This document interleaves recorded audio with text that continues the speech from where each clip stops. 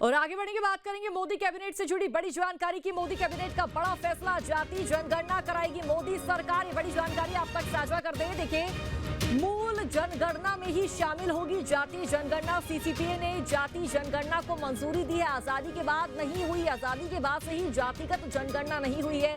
1931 में हुई थी जातिगत जनगणना। ये बड़ी जानकारी आप तक साझा कर दे। तो बड़ी खबर, मोदी कैबिनेट की बैठक होती है और बैठक में बड़ा फैसला लिया जाता है। जाति जनगणना कराएगी मोदी सरकार। ये बड़ी जानकारी आप तक साझा कर दे। मूल जनगणना में ही शामिल होगी जातीय जनगणना।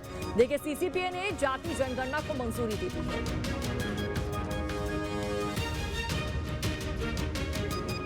जिसमें अधिकांश राजनीतिक दलों ने जाति आधारित जनगणना की संस्तुति की थी। इसके बावजूद कांग्रेस की सरकार ने जाति जनगणना के बजाय एक सर्वे कराना ही उचित समझा। उस सर्वे को सभी SECC के नाम से जानते हैं। इस सब के बावजूद कांग्रेस और इंडी गठबंधन के दलों ने जाति जनगणना के विषय को केवल अपने राजनीतिक लाभ के लिए उपयोग किया। जनगणना का विषय संविधान के अनुच्छेद 246 की केंद्रीय सूची की क्रम संख्या 69 पर अंकित है। यह केंद्र का विषय है। हालांकि कई राज्यों ने सर्वे के माध्यम से जातियों की जनगणना की है।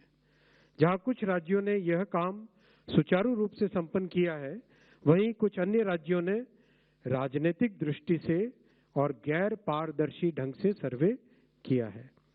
इस प्रकार के सर्वे से समाज में भ्रांति फैली है। इन सभी स्थितियों को ध्यान में रखते हुए और यह सुनिश्चित करते हुए कि हमारा सामाजिक ताना बाना राजनीति के दबाव में न आए, जातियों की गणना एक सर्वे के स्थान पर मूल जनगणना में ही सम्मिलित होनी चाहिए। इससे यह सुनिश्चित होगा कि समाज आर्थिक और सामाजिक दृष्टि से मजबूत होगा और देश की प्रगति भी निर्बाध चलती रहेगी। आज दिनांक 30/4/2025 के दिन प्रधानमंत्री श्री नरेंद्र मोदी जी के नेतृत्व में राजनीतिक विषयों की कैबिनेट समिति ने यह निर्णय लिया है कि जातियों की गणना को आने वाली जनगणना में सम्मिलित किया जाए।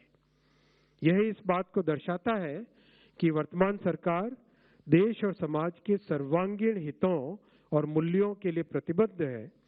जैसे कि पहले भी जब समाज के गरीब वर्गों को 10% आरक्षण का प्रावधान किया गया, तब भी समाज के किसी घटक में तनाव उत्पन्न नहीं हुआ था। तो देखिए, आजादी के बाद नहीं हुई जातिगत जनगणना और ये आपको जानकारी दे दी कि 1931 में जातिगत जनगणना हुई थी। ये बड़ा अपडेट आप तक साझा कर दे। तो जाति जनगणना कराएगी मोदी सरकार। ये बड़ी जानकारी सामने आ रही है।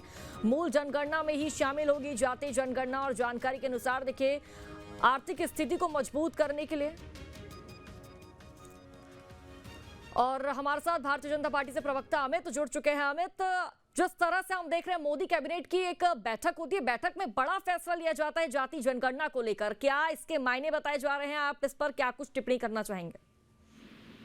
कैबिनेट का यह निर्णय बहुत ही स्वागत योग्य निर्णय है और मोदी सरकार ने हमेशा भारत देश की जनता के हित में जो फैसले लिए हैं, उनमें से एक फैसला ये भी गिना जाएगा जो एक बड़ा फैसला है। बहुत दिनों से ये बात चर्चा में चल रही थी और आज इसका फैसला भी हो गया। अब तक कांग्रेस ने शासन किया, 55 वर्ष से ज्यादा का शासन रहा, लेकिन इस प्रकार का कोई कार्य वो कर नहीं पाए, बल्कि जनता को छलने का, षड्यंत्र रचने का काम किया। लेकिन आज मोदी सरकार ने जो ये निर्णय लिया है, इससे राष्ट्र में रहने वाले सभी लोगों को योजनाओं का अच्छे तरीके से लाभ मिलेगा, उनकी गणना हो सकेगी, तो सरकार को और भी बहुत कुछ करने में मदद मिलेगी। तो इस फैसले का हम बहुत बहुत स्वागत करते हैं। बिल्कुल अमित, फैसले का स्वागत तो किया ही जा रहा है, लेकिन अब भी जिस तरह से हम हालात देख रहे हैं कि पहलगाम हमले के बाद जब पाकिस्तानियों को भारत से निकाला जा रहा है, उनको पाकिस्तान भेजा जा रहा है, उस बीच इस फैसले को लेना क्या उद्देश्य बीजेपी के दर्शाए जा रहे हैं इस फैसले को लेकर? इस सरकार के जो बाकी काम हैं वो भी साथ ही साथ चलते रहेंगे, विकास की योजनाएं भी चलेंगी और पहलगाम को लेकर के जो बदला भारत सरकार को लेना है, पूरे भारत को लेना है, उसके लिए भी माननीय प्रधानमंत्री जी लगातार बैठकें कर चुके हैं, रणनीति बन चुकी है। तो चूंकि बाकी कार्य भी सरकार को करने होते हैं, इसीलिए पहलगाम का जो विषय है वो तो चलेगा ही, लेकिन साथ ही साथ और कार्य भी चलते रहेंगे।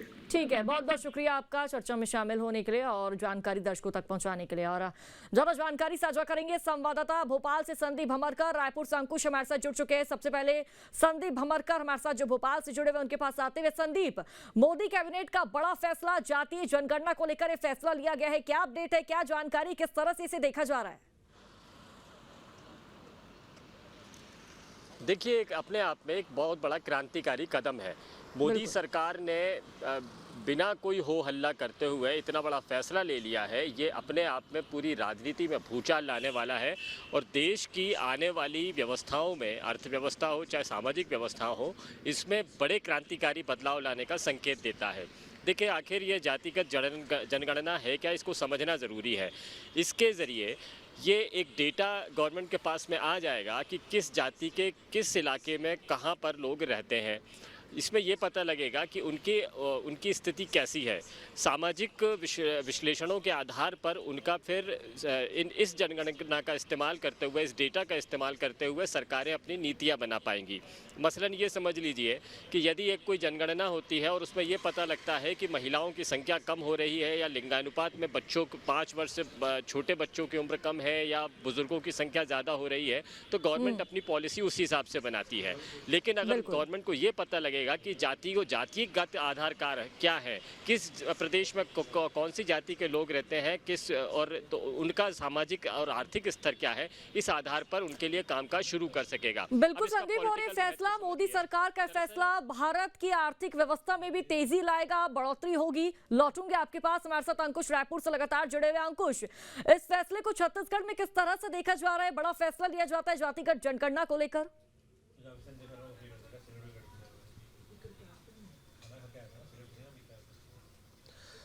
देखिए, बिल्कुल निश्चित तौर पर जिस तरीके से संदीप जी ने कहा है कि एक क्रांतिकारी फैसले के रूप में इसको देखा जा सकता है और प्रधानमंत्री नरेंद्र मोदी के नेतृत्व में जो कैबिनेट की बैठक हुई उसमें साइलेंटली जो डिसीजन लिया गया है, वाकई जो है आने वाले समय में काफ़ी सुधार और कई तरह के परिवर्तन लाने वाला है देश में।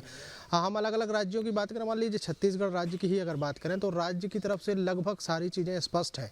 जातिगत जनगणना की भी अगर बात करें तो अनुपात इसमें दिया गया है कि कितने SC वर्ग के लोग छत्तीसगढ़ में निवास करते हैं, कितने OBC वर्ग के लोग छत्तीसगढ़ में निवास करते हैं और सामान्य वर्ग के श्रेणी के बिल्कुल अंकुश, जातिगत जनगणना के बाद हर एक जाति की बारीकी से जांच की जाएगी, कितने लोग रह रहे हैं, कहां से लोग आए हुए हैं, और कहीं ना कहीं भारत के विकास में भी प्लस पॉइंट की तरह से देखा जा रहा है। बहुत बहुत शुक्रिया आपका जानकारी साझा करने के लिए।